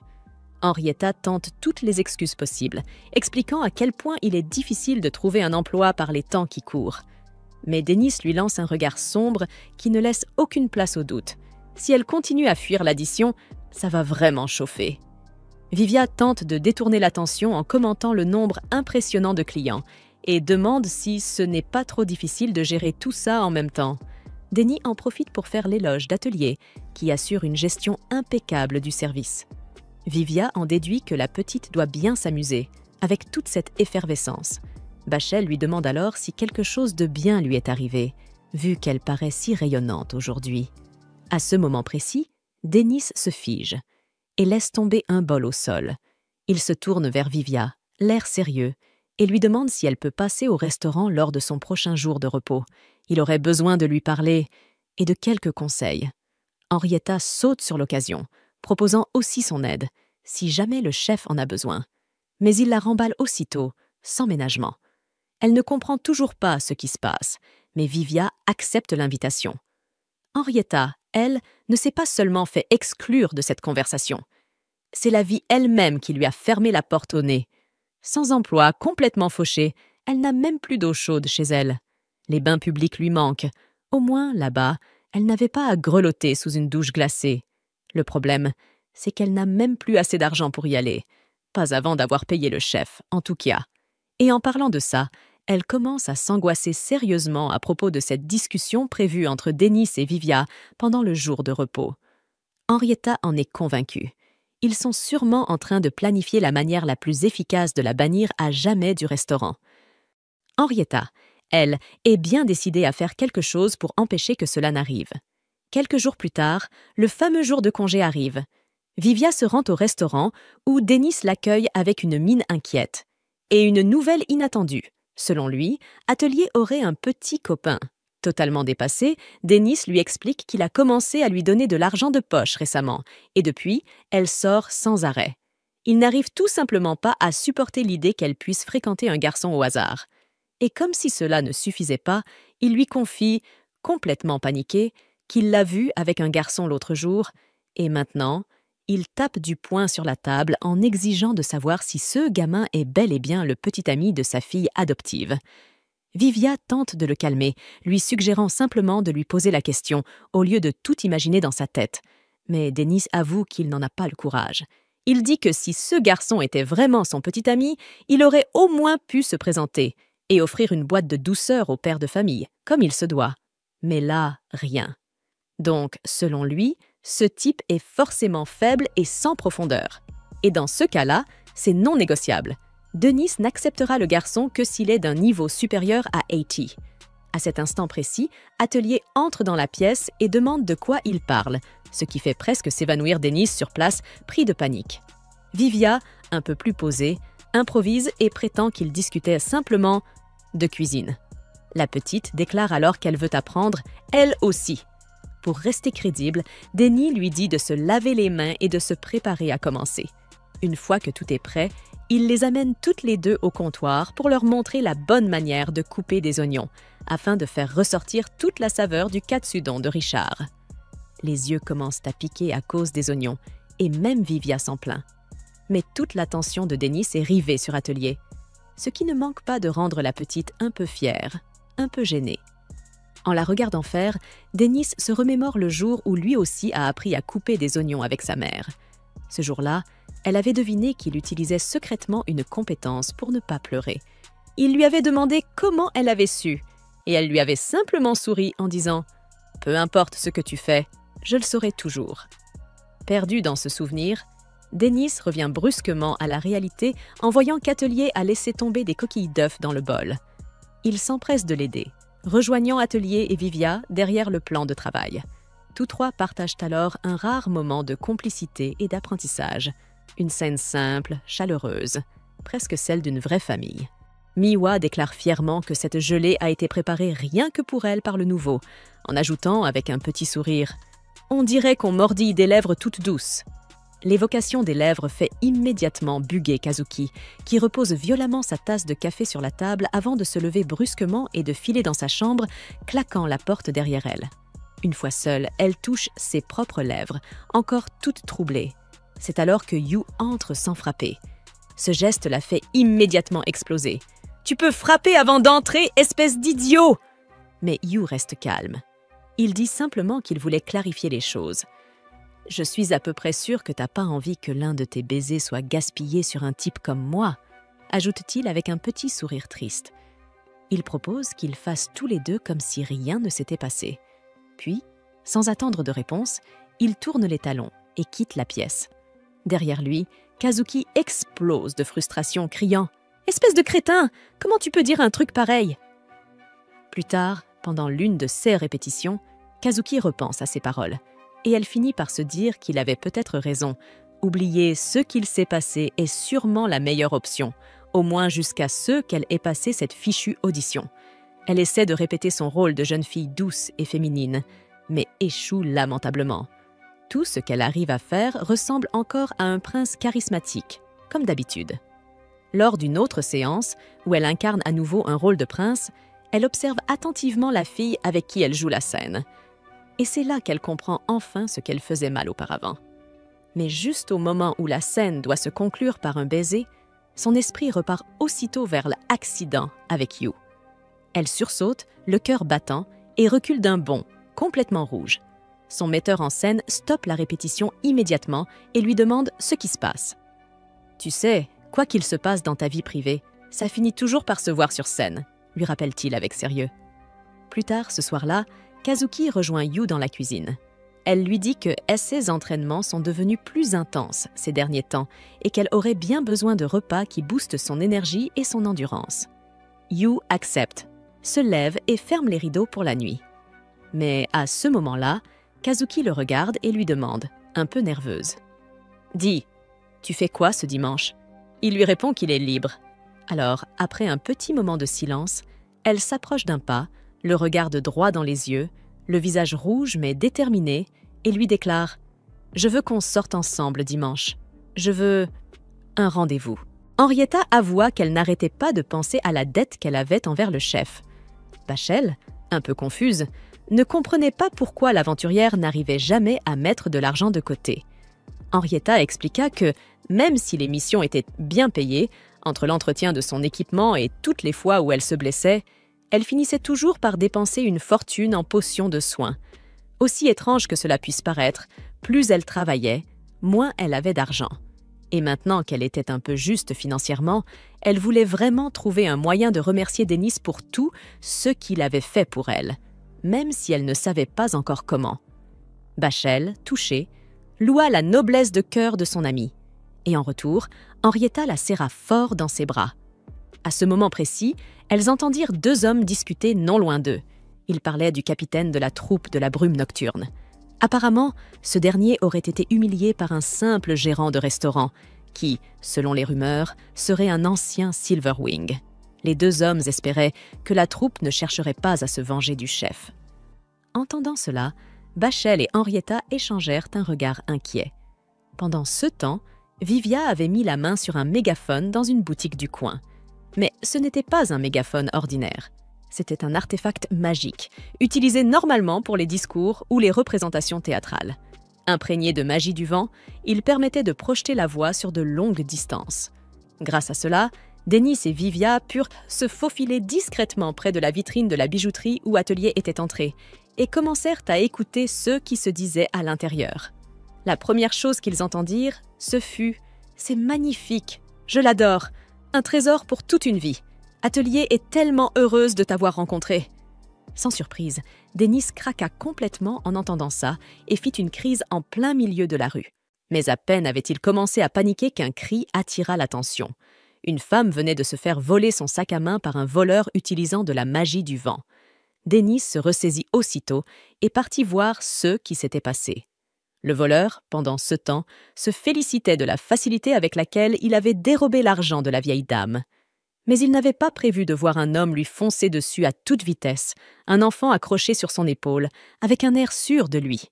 Le voleur, niveau 30, pensait pouvoir semer facilement ce gêneur. Mais il réalisa bien vite que quelque chose clochait. L'homme continuait de le suivre sans même utiliser de magie. Alors, il utilisa à nouveau sa magie du vent pour sauter par-dessus les toits et zigzaguer entre les ruelles. Mais Dennis ne lâchait rien. Il copiait chacun de ses mouvements, bloquant toutes ses échappatoires. Finalement, même Dennis reconnut qu'un peu de magie ne ferait pas de mal. C'est là que Vivia lança le seul sort qu'il maîtrisait, la paume. Une main magique géante, façon trampoline, apparut sous les pieds du chef. Grâce à elle, Dennis prit encore plus de vitesse, au grand désespoir de l'enfant qui s'accrochait à lui, les yeux écarquillés par la terreur. Malgré tout, Vivia parvient à continuer de lancer ses sorts de paume, même si c'est parfois un peu chaotique, maintenant la course poursuit à fond les ballons. À un moment, Dennis est sur le point d'attraper le fuyard, mais ce dernier maîtrise vraiment bien la magie du vent et réussit à s'échapper de justesse, glissant entre les doigts du chef. Et comme si ça ne suffisait pas, le voleur a même l'audace de le narguer en s'éloignant. C'est là que Dennis le prend personnellement et repart à fond, en prévenant Vivia qu'elle risque de tomber de son épaule à tout moment. Mais si ça devait arriver, elle devrait au moins atterrir en un seul morceau, même si la chute est un peu haute. Étrangement, alors qu'ils foncent à travers le marché, ils aperçoivent Henrietta et Bachel. Et justement, c'est là que le voleur, dans sa fuite désespérée, fonce droit sur elle. Erreur fatale. Car maintenant, Henrietta a une bonne raison de se mêler à la poursuite. Elle l'intercepte et l'envoie valser d'un coup de poing bien placé. Peu après, Dennis arrive sur les lieux et voit la scène. Il félicite la guerrière pour son intervention. Et pour Henrietta, c'est la plus belle récompense qu'elle pouvait espérer. Pouvoir enfin lui rendre un peu de la gentillesse et de la chaleur qu'il lui avait offerte. Une fois le tumulte calmé, le chef ramène tout le monde au restaurant, bien décidé à parler un peu de ceux qu'il a vus à la bijouterie. Il n'est pas certain qu'Atelier sorte avec quelqu'un. Mais bon, ça en avait clairement l'air, alors il change vite de sujet. Bachel plaisante alors en disant qu'Henrietta était morte de trouille à l'idée d'être bannie du restaurant. Mais Dennis lui sourit et la rassure. Jamais il ne pourrait interdire l'entrée à quelqu'un qui aime autant sa cuisine. Puis, avec un ton un peu plus sérieux, il ajoute que même sa patience a des limites, surtout avec les pique-assiettes. Quelques instants plus tard, Atelier revient enfin. Un silence curieux s'installe dans le restaurant. Tout le monde veut savoir où elle était passée. Elle traverse la pièce et tend un paquet à Dennis. Elle lui dit qu'elle a économisé pour acheter ce bijou parce qu'il est de la même couleur que ses yeux. Dennis est fou de joie, littéralement au 7e ciel. Mais quand Henrietta manque de dire à voix haute qu'il avait passé l'après-midi à suivre la jeune fille dans les rues, Dennis lui lance une menace taquine. « Tu veux vraiment être banni pour de bon, toi ?» Atelier, de son côté, demande à son papa de cœur d'essayer le bracelet. Et quand il le met, il a l'impression d'être l'homme le plus heureux du monde. Les yeux d'Atelier se remplissent de larmes et elle s'accroche à son pantalon avec tout l'amour et la tendresse d'une fille envers son père. Pendant ce temps, ailleurs, Vigo, le chef des Silver Wing, arrive devant un manoir. Il est temps. Le lendemain, au restaurant, Dennis demande à Atelier d'aller nettoyer dehors, mais à ce moment précis, un client franchit la porte. Dennis lui annonce que le service du midi est terminé. Cependant, l'homme se met à pleurer de joie dès qu'il voit que Lady Atelier est saine et sauve. Dennis n'y comprend rien, tandis qu'Henrietta, persuadée qu'il s'agit d'un vieux soupirant louche, se prépare déjà à le punir sur le champ. L'homme explique alors qu'il est Stevens, le majordome en chef de Lady Atelier Werkstatt. En entendant cela, Dennis et Henrietta affichent un air intrigué, tandis que Vivia et Bachel, eux, réagissent vivement. Voyant l'ignorance totale de Dennis, Vivia se demande s'ils vivent sous un rocher, et Bachel précise que la maison Werkstatt est la plus grande et prestigieuse famille de mages du royaume. Dennis en reste bouche bée.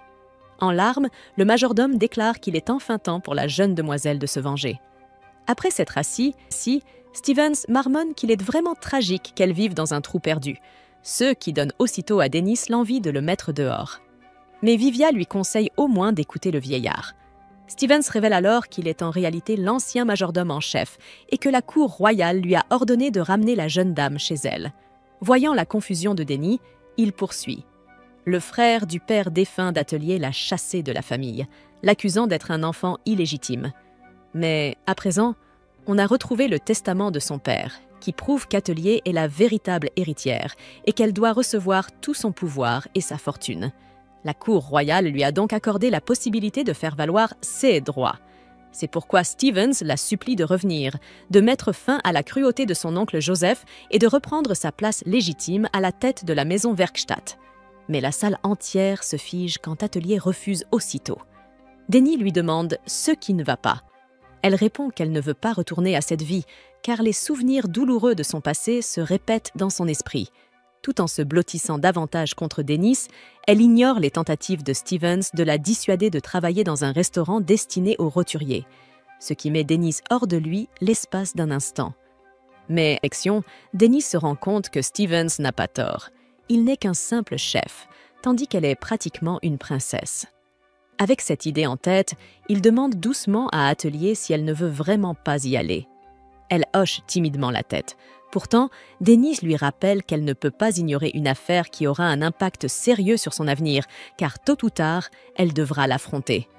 En entendant cela, Atelier accepte courageusement de partir, à condition que Dennis l'accompagne, ce qui le remplit de fierté. Quelques heures plus tard, Viviane arrive vêtue d'un élégant costume façon Sherlock Holmes et demande, toute excitée, si elle peut se joindre à eux. Dennis, habillé de son plus beau costume, accepte et les filles promettent de s'occuper du restaurant. C'est alors qu'Atelier sort, vêtu d'une robe bleue, et tout le monde s'extasie sur son adorable apparence. Dennis annonce qu'il est temps de partir, mais Atelier murmure qu'elle ne veut pas y aller, même si elle sait qu'elle le doit, et commence à répéter sans arrêt qu'elle ne veut vraiment pas y aller. Cela rend Dennis fière. C'est la plus longue phrase qu'elle ait prononcée de tout le mois. Il lui tapote la tête et lui assure qu'il sera toujours à ses côtés. Stevens, lui, demande à la jeune dame si elle et ses serviteurs sont prêts, ce qui agace profondément Dennis, bien qu'il sache qu'il est socialement inférieur à elle. Sur ce, ils se mettent en route, et les filles leur souhaitent joyeusement bon voyage. Après un long trajet en calèche, ils atteignent enfin la capitale. Viviane, collée à la vitre, observe la ville avec des yeux émerveillés, comme une enfant venue de la campagne. De son côté, Dennis se sent mal à l'aise de revenir ici, mais Viviane le tire de ses pensées au moment où il passe devant le Black's Restaurant, considéré comme le meilleur de la capitale royale. Denny aurait aimé s'arrêter pour saluer un vieil ami, mais il se sent incapable de lui faire face. Plus tard, ils arrivent à Houseworks Dot, où un officier juridique, Cestapitch, les accueille en se présentant comme responsable de leur affaire. Denny se présente à son tour comme le tuteur d'atelier. Ensuite, ils pénètrent à l'intérieur, où Cestapitch explique qu'il devra procéder à un test sanguin de la jeune demoiselle. Atelier manque de s'évanouir sur place lorsqu'elle aperçoit la seringue dans la main de Stevens. À mesure qu'elle s'en approche, elle répète sans cesse que c'est trop effrayant, comme un disque rayé. Et, au moment précis où l'aiguille lui pique le bras, elle s'affaisse comme un ballon qui se dégonfle. Pendant que Dennis la porte dans S et Ibra, Cestapitch annonce qu'ils se rendront ensuite au tribunal. Mais Dennis la dépose dans les bras de Vivia et dit à l'avocat qu'il veut mieux comprendre sa situation pour voir comment l'aider. Cestapitch acquiesce et explique que son père, Ser Famas, était un expert en magie hypnotique et que certains types uniques de magie ne se transmettent que par le sang. En entendant cela, Denny comprend qu'Atelier a hérité du même pouvoir de contrôler les esprits. L'homme poursuit. Son père a sauvé de nombreuses vies grâce à ce don, mais son frère, rongé par la jalousie, l'a empoisonné afin de lui voler sa belle épouse et sa place de chef de famille. Dans le même temps, il a faussement déclaré que la jeune demoiselle était un enfant illégitime, ruinant ainsi sa réputation de manière irréversible. Cependant, Ser Famas était prévoyant. Il avait laissé un testament, raison pour laquelle la cour royale a autorisé un test sanguin à l'aide d'un artefact magique pour prouver son statut d'héritière légitime. L'homme dépose alors une goutte du sang d'Atelier dans un globe magique, puis y ajoute une goutte du sang de Ser Famas, conservé précieusement par la cour royale. Il explique que le cristal en forme de fleur qui se forme à l'intérieur est la preuve qu'ils sont liés par le sang. Il répète ensuite le test avec le sang de sa mère, Elisa, et le résultat est identique, confirmant qu'Atelier est indéniablement leur fille. Devant cette preuve irréfutable, Denny et Vivia se réjouissent, mais Atelier garde un air triste. Plus tard, au tribunal, le juge ouvre la séance en présence des deux parties. L'oncle d'Atelier, Ser Joseph, commence immédiatement à lancer des piques à Dennis.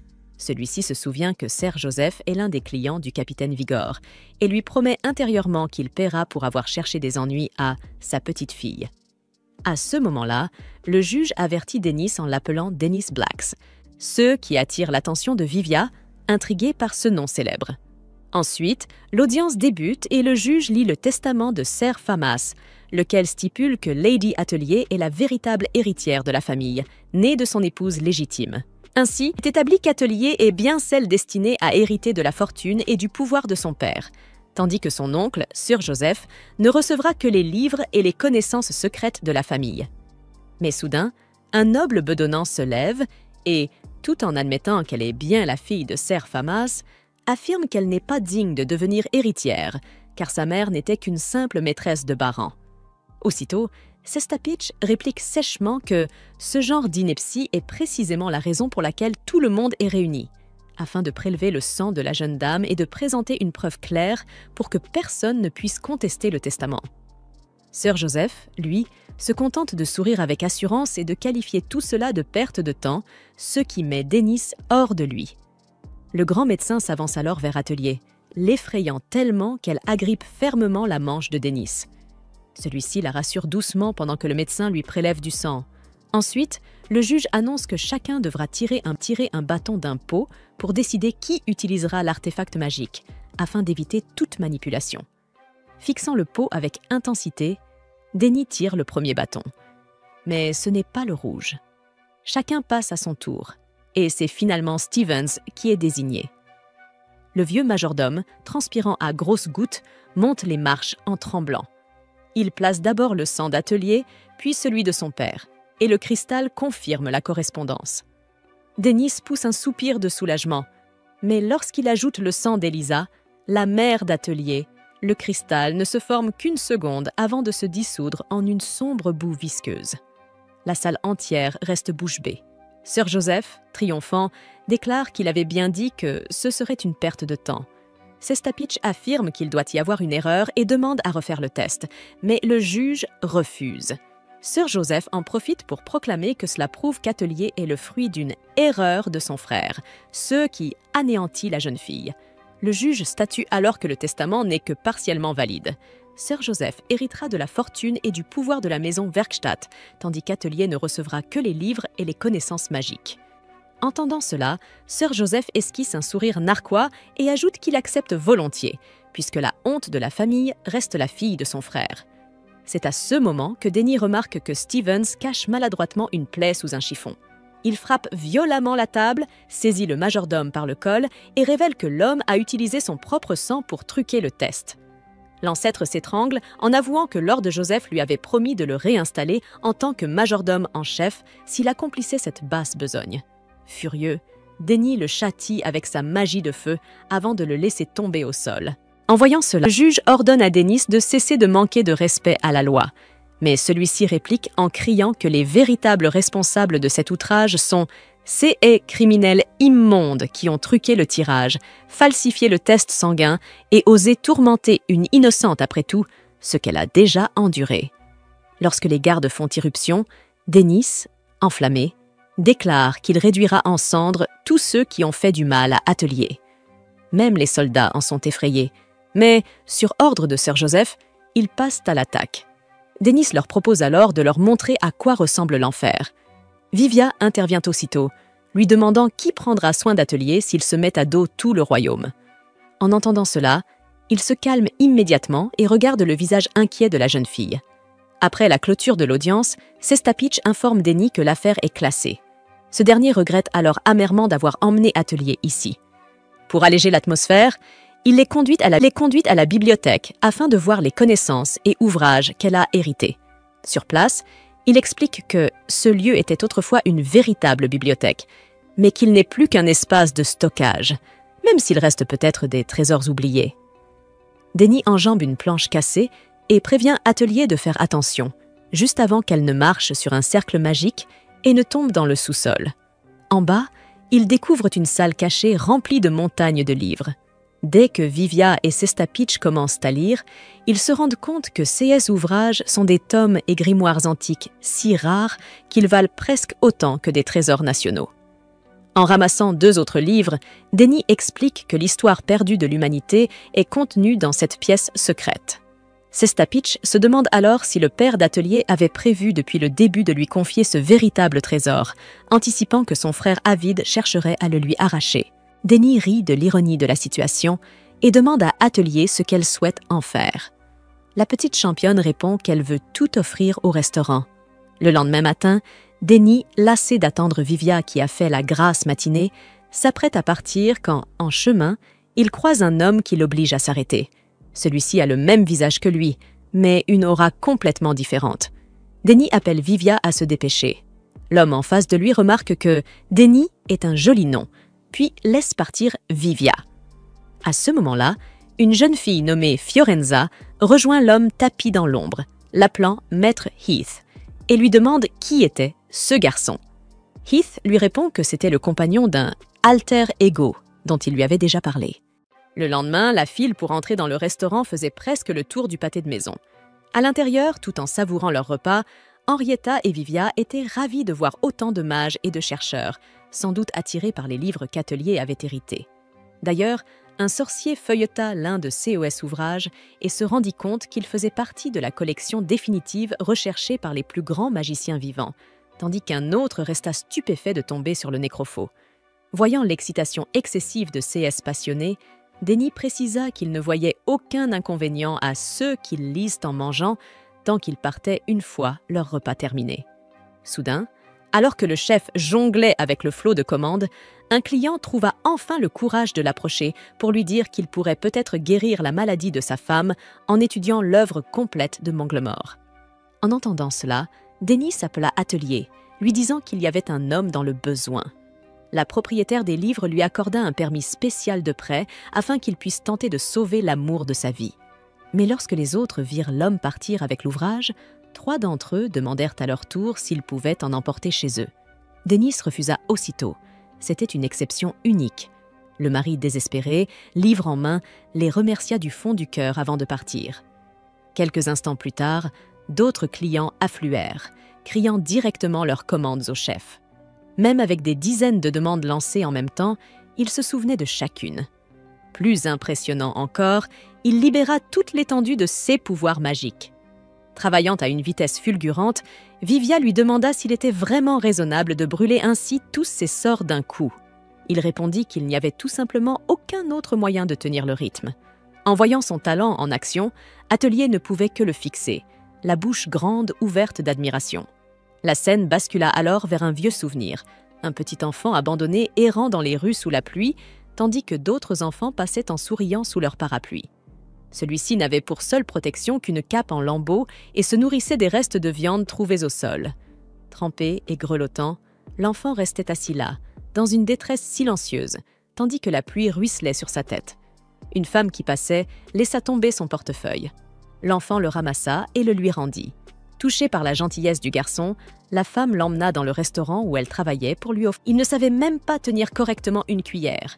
Mais au moment où il goûta le plat, ce fut comme si tout son univers s'illuminait de 1000 couleurs. La joie fut si intense qu'il ne put s'arrêter de manger, les larmes coulant sur ses joues à chaque bouchée.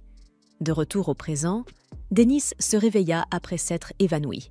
Il tenta de se relever, le corps brûlant de fièvre, mais les enfants l'en empêchèrent. Inquiet pour le restaurant, il voulut s'en occuper, mais Bockel lui rappela qu'en l'état, il n'avait pas à se faire de soucis. Ils avaient déjà fermé pour la journée, incapables de continuer à travailler. Denis s'excusa et se rallongea. Atelier replaça la poche de glace sur son front. Le chef lui demanda pourquoi elle semblait si abattue, et Vivia expliqua qu'elle avait eu une peur bleue. Elle craignait qu'il ait attrapé quelque chose de grave, ou même qu'il ne se réveille jamais. Denis eut un léger rire et l'assura que ce n'était rien de sérieux, avant de se rendormir. Vivia ajouta que, d'après le médecin, ce n'était sans doute qu'un simple rhume, même si la jeune mage soupçonnait qu'il s'agissait surtout d'un épuisement dû au surmenage.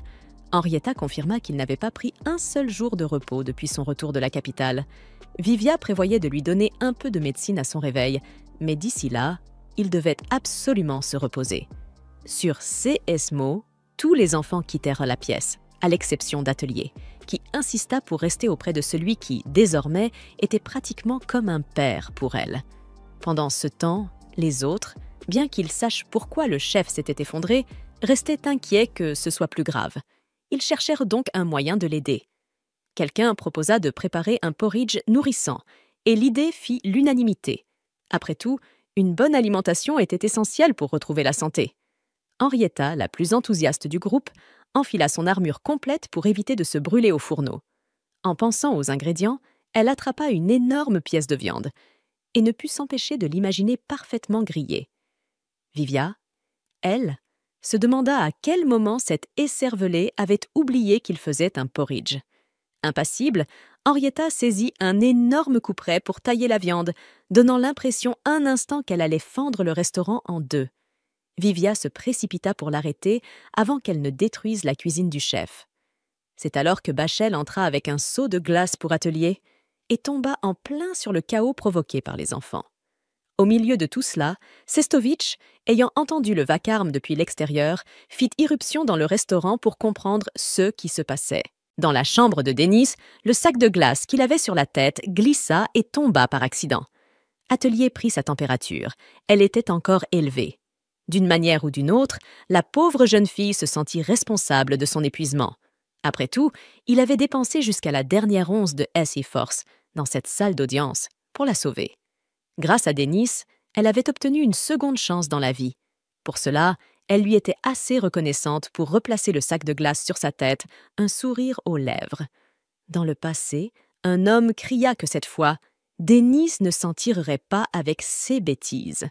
Accroché à une fenêtre comme un singe, vêtu d'une tenue de cuisinier, le garçon protesta qu'il ne faisait qu'aider à la cuisine, puis sauta au sol et s'enfuit en courant. La femme qui l'avait recueilli s'approcha pour demander ce qui s'était passé, et l'assistant expliqua que le garnement s'était encore amusé à faire des farces. Cette fois, il avait trafiqué le chou coupé en julienne que le cuisinier avait préparé, le hachant encore plus finement. L'homme grommela que le gamin avait oublié tout ce qu'il devait au chef pour l'avoir accueilli. La femme admit que Denis n'était pas du genre à bien accepter les réprimandes, et l'homme soupira en disant que le garçon resterait gâté et n'écouterait jamais personne. Mais elle Elle croyait qu'un jour, Denny comprendrait, car c'était simplement dans sa nature. Du coin de l'œil, le garçon entendit la conversation et cela sembla le toucher profondément. Un jour, Denny s'entra en trombe, un large sourire aux lèvres, après avoir enfin réussi à préparer du riz frit où chaque grain restait parfaitement séparé. Il fit irruption dans le restaurant, bol en main. Un des serveurs pensa le gronder. Après tout, cet établissement était bien trop chic pour un tel vacarme, mais il décida finalement de laisser faire le destin. Tout joyeux, Dennis regarda autour de lui, se demandant que faire de sa précieuse création. C'est alors qu'une femme à proximité fit remarquer combien cela sentait bon. Une cliente, intriguée, s'exclama qu'il était impressionnant qu'un restaurant aussi prestigieux que le Black's ait un cuisinier si jeune et talentueux. Ravie, Dennis lui proposa d'y goûter. Mais à peine l'eut-elle mis en bouche qu'elle faillit le recracher sur le champ. En quelques secondes, plusieurs membres du personnel accoururent pour l'aider, jusqu'à ce que la chef elle-même arrive pour voir ce qui se passait. Elle comprit vite que Dennis avait servi à la cliente quelque chose de douteux. Prenant le riz frit des mains du garçon, elle lança un sort rapide sur le plat, puis servit exactement la même portion à la femme. Cette dernière, encore méfiante, prit une bouchée hésitante, et cette fois, ses yeux s'illuminèrent. La chef expliqua que son apprenti avait tout simplement oublié d'ajouter un ingrédient essentiel. Plus tard, Dennis s'approcha d'elle, l'air penaud comme un chiot coupable, s'excusant d'avoir utilisé une étrange capacité sur la nourriture. La femme saisit l'occasion pour lui rappeler l'importance d'employer le bon type de magie. En entendant cela, Dennis éclata en larmes, persuadé d'avoir créé quelque chose de merveilleux, alors qu'en réalité, il n'en était rien. Elle le réconforta doucement, lui disant qu'il devait encore étudier davantage, mais aussi apprendre à écouter les autres. Après lui avoir promis de s'y appliquer, Dennis osa lui demander comment elle avait réussi à sauver le plat. Elle répondit que c'était un jeu d'enfant pour elle. Après tout, elle était connue comme la légendaire maîtresse du riz frit, et ajouta qu'un jour, lui aussi pourrait atteindre ce titre. 6 mots redonnèrent à l'enfant un élan d'enthousiasme. De retour au présent, Vivia demanda pourquoi Cestapitch était venu. L'avocat avoua être un véritable passionné de magie et qu'il était venu lire l'un des volumes hérités par l'atelier. Mais pour l'heure, l'état de Dennis semblait préoccupant et l'aider importait plus que sa lecture. L'homme s'enquit donc de ce qu'il comptait préparer pour la chef et Henrietta, les yeux brillants, répondit « Une bouillie de riz ». À ces mots, Cestapitch déclara qu'il était temps de cuire le riz, à la stupéfaction des enfants. Tel un sage ermite sorti des montagnes, il expliqua qu'une fois le riz parfaitement cuit, commençait alors la véritable confection de la bouillie. La véritable discussion, précisa-t-il, devait porter sur la magie à employer pour obtenir le riz le plus raffiné possible. Selon lui, le roi des étranges dispositifs, Yusat, avait su combiner ses compétences de manière polyvalente et avait ainsi créé la magie en question. Avant de devenir avocat, Cestapitch avait été un chercheur passionné et il parlait donc en connaissance de cause. Bachel, en tant que « grand-moi », intervint pour rappeler que, selon les bases de la sorcellerie, il convenait d'utiliser la magie du feu. Mais le problème venait du fait que l'intensité des flammes variait selon l'imagination et le talent de celui qui les contrôlait. Vivia approuva, ajoutant que si le feu n'était pas constant, le riz pouvait aussi bien devenir sec que trop pâteux. C'est alors que Cestapitch proposa d'utiliser la flamme spectrale, produite par le feu fantôme. Sa chaleur pouvait être régulée selon la quantité de mana employée, ce qui permettait une cuisson bien plus précise. Henrietta, complètement perdue dans tout ce discours magique, se contenta de fixer le vide. Vivia prévint alors qu'il y avait un inconvénient à la flamme fantôme. Elle ne produisait pas la croûte dorée et croustillante au fond de la marmite. Ne voulant pas perdre cette délicieuse partie, Baskel suggéra de combiner la magie du feu classique avec la flamme fantôme. Cestapitch approuva, mais Vivia s'y opposa fermement, affirmant que cette combinaison rendrait à nouveau la chaleur instable. En sueur, Cestapitch admit qu'ils étaient dans une impasse. Pourtant, Vivia n'était pas prête à abandonner. Elle proposa d'utiliser une marmite imprégnée par des alchimistes de catalyseurs magiques de haute qualité, afin de forcer la température à rester constante. Baskel en eut presque les larmes aux yeux, réalisant que c'était peut-être leur seule option. Finalement, après tous ces allers et retours, Cestapitch trouva la solution. Ils utiliseraient à la fois la flamme fantôme et la flamme normale, tout en compensant l'instabilité de la chaleur grâce à une marmite infusée de catalyseur pour la maintenir stable. Ainsi, il cuirait le riz le plus délicieux que le monde ait jamais connu. Avec cette décision prise, une nouvelle question se posa. Comment utiliser la magie pour transformer ce riz en un porridge parfait? Henrietta, épuisée par ce débat sans fin, n'aspirait plus qu'à ce que tout cela se termine. Heureusement, Vivia et Baskel décrétèrent une pause. Leur cerveau fumait à force de réfléchir. C'est alors que la pieuvre entra dans le restaurant, ayant appris que le chef était malade. Il apportait avec lui un catalogue présentant une boîte magique à riz, capable de produire un riz exceptionnel avec la fameuse croûte croustillante. Et en plus, il l'offrait à moitié prix. Comme si cela ne suffisait pas, ce modèle possédait aussi un mode spécial pour le porridge. Henrietta demanda si cela fonctionnerait sans flamme fantôme ni flamme classique, et le marchand la regarda fixement. Pourquoi, bon sang, quelqu'un ferait-il cuire le riz d'abord pour ensuite préparer un porridge? Il suffit de faire bouillir de l'eau, d'y jeter le riz cru et voilà, le porridge est prêt. En entendant cela, les 3 soi-disant mages souhaitèrent disparaître sous terre. Quoi qu'il en soit, ils abandonnèrent tous leurs plans compliqués et décidèrent simplement d'acheter la boîte magique. En suivant les instructions du manuel, il leur suffisait de la régler et de la laisser cuire le porridge à leur place. Atelier entra annoncer que la fièvre de Denny avait baissé, ce qui remplit Henrietta de joie. Le chef pourrait sans doute manger le porridge en sachant que ses amis l'avaient préparé pour lui. Atelier suggéra d'y ajouter des œufs pour le rendre encore plus nourrissant. 6 amis félicitèrent la fillette pour ses talents culinaires. Après tout, elle avait beaucoup appris auprès du chef principal. Selon Atelier, il fallait battre un œuf comme si on le tranchait. Bachel précisa que la seule omelette qu'elle pouvait manger était la version sucrée. Vivia, en revanche, affirma que pour elle, une véritable omelette devait avoir le goût du bouillon. Voyant Henrietta à nouveau confuse, elles lui demandèrent s'il y avait quelque chose qu'elle ne pouvait absolument pas manger. Après un court moment de réflexion, la blonde déclara avec assurance qu'elle n'aimait pas manger les chaussures en cuir. Bachel en eut presque les larmes aux yeux, tandis que Vivia lui demanda si elle était en train d'avouer qu'elle en mangeait vraiment. Henrietta expliqua que oui, sa famille en mangeait. Son père affirmait que les chaussures en cuir étaient faites de peau animale. En entendant cela, Bachel éprouva de la peine pour son amie, tandis que Vivia jugea préférable de changer de sujet. Plus tard, Denis se réveilla et vit Atelier entrer dans la chambre avec un bol de porridge aux œufs à la main. Dès la première bouchée, le cuisinier retrouva la chaleur qu'il avait ressentie autrefois lorsqu'il avait été recueilli par le chef du restaurant Black.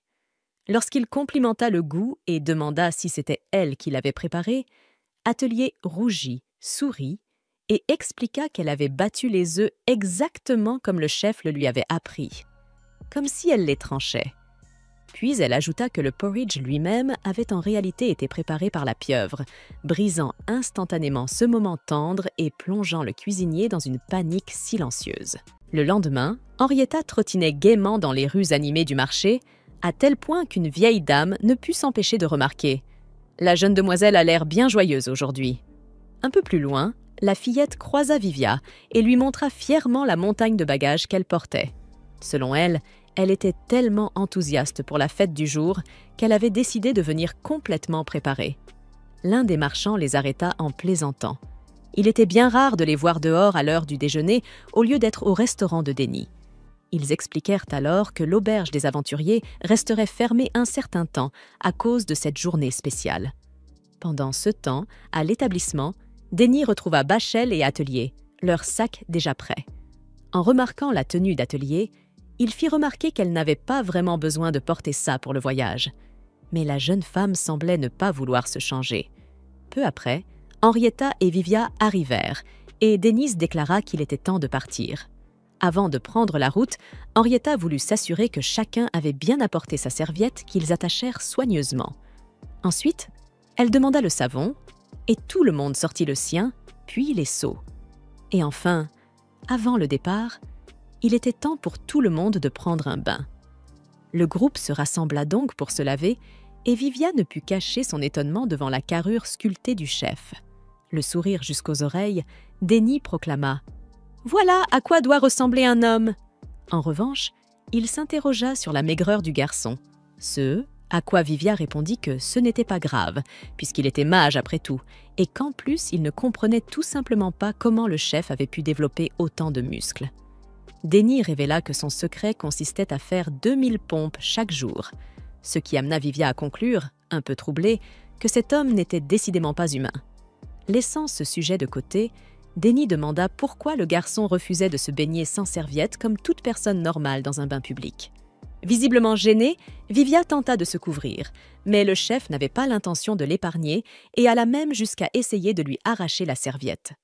Pendant ce temps, les filles profitaient d'une atmosphère paisible et amicale, rythmée seulement par le savon et les éclats de rire. À un moment, Bachel s'interrogea à voix haute sur la manière dont Henrietta avait développé une silhouette si frappante, mais la guerrière, fidèle à elle-même, insista sur le fait qu'elle n'était pas différente des autres femmes. Atelier, en revanche, se sentit un peu mal à l'aise, avouant qu'elle n'avait pas encore l'impression d'être une véritable femme. Plus tard dans la journée, Denny prépara un grand plateau de collation pour le groupe et servit des boissons. L'événement principal de la soirée pouvait enfin commencer. Le chef désigna Henrietta pour prononcer le discours d'ouverture, ce qui la prit complètement de court. La pauvre fille paniqua, mais Dennis répliqua qu'elle était bien la seule Henrietta assise à cette table. Tremblante, elle commença donc par le remercier d'avoir rassemblé tout le monde malgré sa routine exténuante et ses innombrables responsabilités. Dennis ricana, disant qu'elle sonnait comme un robot, ce qui la rendit encore plus émotive. Elle avoua ensuite qu'elle devait une grande dette au chef, mais qu'elle était heureuse d'avoir enfin trouvé un emploi auprès de l'Ordre des Chevaliers, où elle pourrait se consacrer à aider les autres. Vivia lança sur un ton moqueur que la vaurienne allait enfin pouvoir commencer à rembourser ce qu'elle devait au chef. Puis le mage annonça qu'il avait rejoint un autre groupe d'aventuriers. Il n'était pas aussi célèbre que ses anciens compagnons, mais c'était une étape importante dans son chemin vers le titre de grand sorcier. Henrietta le taquina en disant qu'il pourrait désormais régler sa dette envers le restaurant, mais Vivia protesta qu'il refusait d'être comparé à un pique-assiette puisqu'il payait toujours ses repas, contrairement à elle. Pour conclure, Bachel se leva et révéla qu'elle avait décidé de retourner chez ses parents et de devenir enseignante à l'école de magie de la capitale royale, ayant été invitée avant même l'obtention de son diplôme. Alors que chacun partageait ses projets, Denny leva son verre pour célébrer l'évolution du groupe. Il était temps de manger, de boire et de rêver à l'avenir tout en savourant le présent. Atelier, sans le vouloir, intimida Bachel en affirmant qu'une viande presque crue était déjà suffisamment cuite. Vivia glissa à Dennis que les deux semblaient être devenus de grandes amies. Puis il soupira, regrettant que chacun semble aller de l'avant et que désormais les choses allaient devenir plus solitaires. 6 paroles troublèrent les autres à leur tour. Henrietta envisagea même de retarder son nouvel emploi, idée que Bachel trouva raisonnable. Mais Denny leur rappela qu'ils avaient enfin l'opportunité de réaliser ce qu'ils avaient toujours souhaité, et qu'ils ne devaient pas l'abandonner si cela comptait vraiment pour eux. Vivia et Bachel approuvèrent, tandis qu'Henrietta, emportée par sa motivation, déclara qu'elle quitterait la ville dès le lendemain matin. Kalchat GPT. Atelier fit remarquer qu'elle n'avait même pas encore commencé son travail, et tout le monde éclata de rire lorsque la guerrière se rendit compte de l'absurdité de son idée. Au fil de la soirée, Denny prépara un nouveau festin grâce à sa magie de niveau 99, laissant chacun bouche bée. Bientôt, une généreuse portion de riz frit fut servie à chacun, quand soudain Polpo fit son apparition et s'empara d'une assiette. Attiré par l'arôme irrésistible, le marchand expliqua qu'il n'avait pas pu résister. Denny le reconnut comme ce vendeur louche qui écoulait toutes sortes de bizarreries, mais l'irrita en oubliant son nom. Quand Atelier lui rappela qu'il s'appelait Polpo, l'homme se réjouit qu'au moins quelqu'un se souvienne de lui et saisit même l'occasion d'inviter la jeune fille à travailler à nouveau dans sa boutique. Dennis lui asséna une tape sur la tête, l'avertissant de ne pas embêter sa petite mascotte de la sorte. Cependant, puisqu'il devait à Polpo d'avoir goûté ce fameux porridge aux œufs, il décida de ne pas le passer à tabac. En réalité, Il envisageait même d'ajouter un nouveau plat au menu en utilisant cette recette et le chaudron magique. Il finit par lui demander ce que ce marchand rusé faisait ici exactement. Paul Pot supplia de ne pas être traité de rusé devant Atelier et expliqua qu'il avait entendu dire que Denny organisait un barbecue. Il était donc venu proposer un banquet dont lui seul avait le secret, un morceau de viande de Hagen de niveau 5. Souriant à la générosité du marchand, Dennis dégaina 2 couteaux de cuisine acérés et releva le défi. Quelques instants plus tard, l'énorme pièce de viande fut projetée en l'air et le chef la découpa en dizaines de morceaux parfaitement calibrés. Une fois cela fait, la viande atterrit sur le feu et fut servie aux garçons, qui parvinrent, contre toute attente, à se sentir encore plus comblés. Bien qu'ils aient déjà savouré toute une série de plats concoctés par le chef renommé de la ville, Octopus, un peu dépité, marmonna qu'à l'origine, son idée avait été d'en offrir seulement à Atelier. D'ailleurs, la jeune fille glissa un morceau de viande dans la bouche de Denny et le marchand avoua qu'il en était jaloux. La voyant, elle lui fit la même faveur et le colosse faillit s'évanouir de pur bonheur. Quelque temps plus tard, alors qu'Octopus dormait, rêvant du pauvre Atelier, Vivia posa enfin à Dennis la question qu'elle avait tant hésité à lui demander. Au tribunal, on l'avait appelé Dennis Blacks, et la magicienne voulait savoir si le chef était lié à quelqu'un du restaurant Blacks. L'homme expliqua que le nom de famille Blacks appartenait en réalité à la chef cuisinière, sa mère adoptive, dont il avait un temps porté le nom, mais qu'il ne voulait plus utiliser. Pas après être parti en trombe à la suite d'une violente dispute, alors qu'il approchait du niveau 90. En y repensant, Dennis admit qu'il avait été plein de lui-même et que sa mère n'avait fait que tenter de le ramener sur terre. Vivia trouvait presque incroyable que même Denny ait eu sa phase arrogante, bien qu'elle comprît pourquoi. Après tout, Denny avait atteint le niveau 99 si jeune, à un pas seulement de la limite. À cette époque, Denny était persuadé qu'il atteindrait bientôt le niveau 100, ce qui expliquait qu'il ait quitté le restaurant Blacks pour travailler dans différentes cuisines, juste pour pouvoir s'en vanter devant sa mère adoptive. Puis, un jour, il rejoignit Silverwing, l'endroit où il resta le plus longtemps, et malgré tout, il devait admettre qu'il avait reçu beaucoup d'aide de la part de ces personnes. Mais la vérité simple était que Denny n'avait jamais atteint le niveau 100. Pendant ce temps, en ville, 2 des clients les plus fidèles du restaurant se rendaient au restaurant des aventuriers, débattant du plat qu'ils allaient commander ce jour-là. À leur grande surprise, un panneau les accueillit. L'établissement était fermé pour raisons professionnelles. À ce moment-là, une paire d'hommes passa près d'eux. L'un d'eux poussa violemment la jeune fille devant lui.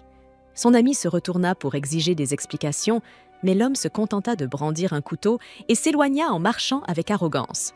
Ne comptant pas laisser passer cela, la sorcière invoqua le gardien de l'aube et tira une flèche magique dans le dos du voyou.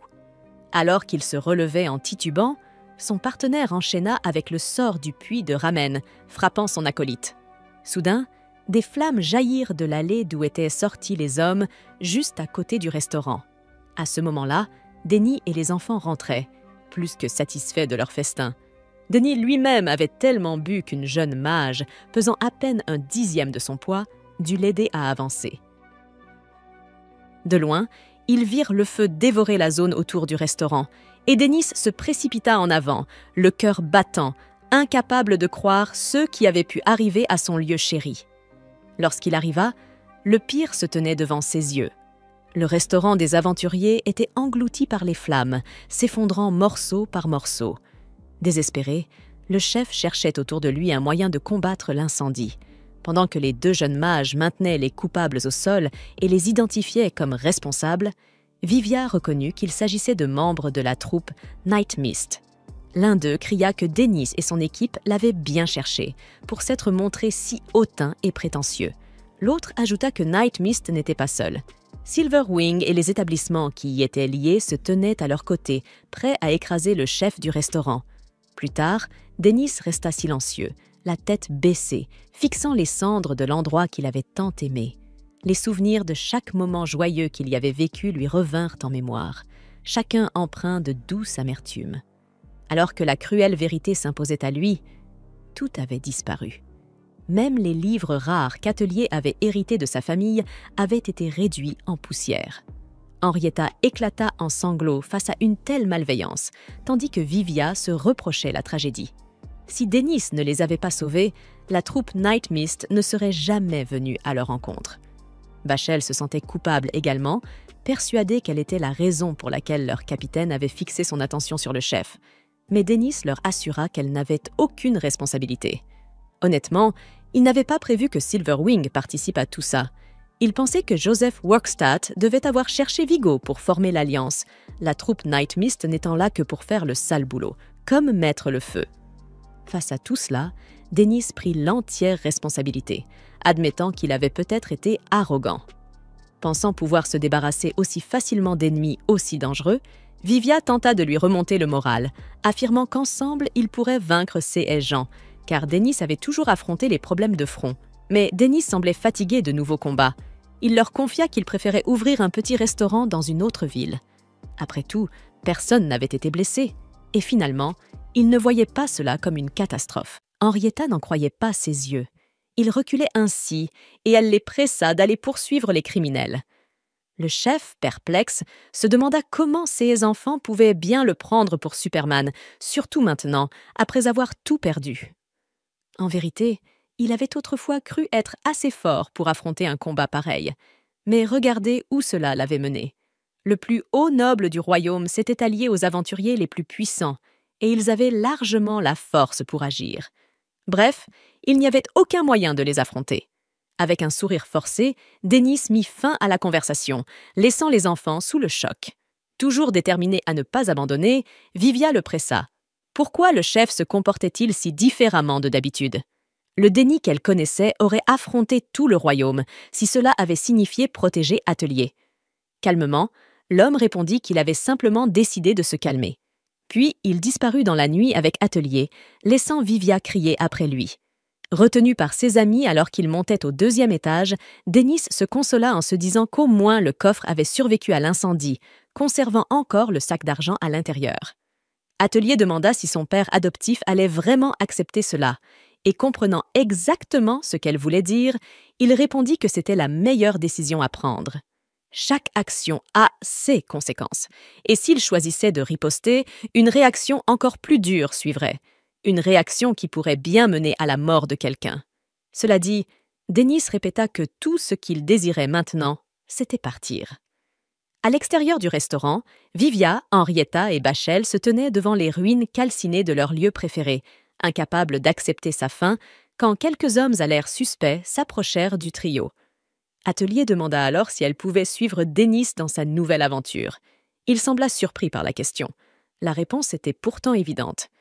Il lui rappela que Joseph était venu après lui uniquement parce qu'il avait essayé de s'ingérer dans ses plans au tribunal, ce qui voulait dire que le chef lui devait des excuses pour la destruction de ses livres. Mais Atelier le rassura. Cela n'avait pas d'importance. Tout ce qu'elle avait toujours voulu, c'était satisfaire les clients. Ce qu'elle ne supportait pas, c'était voir le chef triste. Dennis expliqua que parfois, la tristesse était inévitable. Puis, regardant autour de lui, il remarqua que cette ville était vraiment un bel endroit. Atelier sourit en accord et ajouta qu'elle l'aimait encore plus que la capitale royale. Tous deux touchèrent leur poing en un geste d'affection et de camaraderie. Dennis promit qu'un jour, lorsque les choses se seraient calmées, il reviendrait. Et la jeune fille trouva que c'était une idée merveilleuse.